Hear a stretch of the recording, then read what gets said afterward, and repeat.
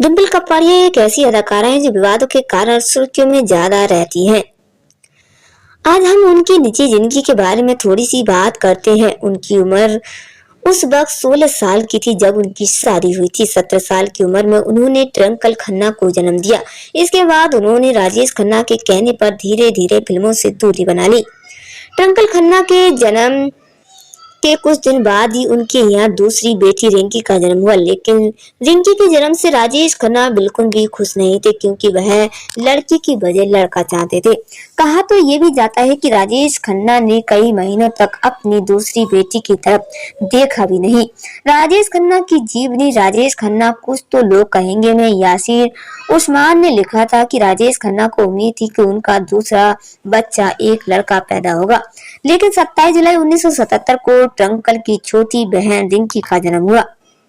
गौरव मतलब की फिल्म पत्रकार इंडिग्ड अलवरकर के हवाले से राजेश खन्ना की जीवनी में ये लिखा गया है, राजेश खन्ना ने कई महीने तक अपनी दूसरी बेटी की तरफ ठीक से देखा भी नहीं था। उनका परिवार इस लड़की का नाम रखना तक भूल गया था। इसी के साथ उस वक्त राजेश खन्ना का दौर भी खराब चल रहा था। उनकी फिल्में पिट रही थी और उस पर बेटे की चाहत में लड़की का होना। कुछ वर्षों बाद जब रिंकी बड़ी होने लगी तो उनकी मासूम शरारतों ने राजेश खन्ना का दिल जीत लिया। राजेश का अपनी दोनों ही बेटियों से काफी लगाव था। वह दोनों को बेहद ही प्यार करते थे। ट्विंकल की तरह रिंकी ने भी बॉलीवुड में अपना हाथ आजमाया, लेकिन वह कुछ खास कमाल नहीं कर सकी। उन्होंने 1999 की फिल्म प्यार में कभी कभी से बॉलीवुड में अपना डेब्यू किया था।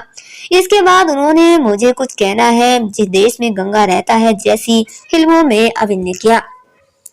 उन्होंने कुछ तमिल फिल्मों में भी काम किया था। रिंकी अब लाइमलाइट से दूर रहती हैं, अपनी जिंदगी एंजॉय कर रही हैं। रिंकी अपनी एक बेटी और पति के साथ ब्रिटेन में निवास करती हैं। राजेश खन्ना की छोटी बेटी रिंकी ने 8 फरवरी 2003 को बिजनेसमैन समीर शरण के साथ शादी के बंधन में बंध गई थी। शादी के बाद रिंकी ने फिल्म इंडस्ट्री को छोड़ दिया और वे विदेश में सेटल हो गई। उनकी एक बेटी भी है जिसका जन्म 19 अक्टूबर 2004 को हुआ था।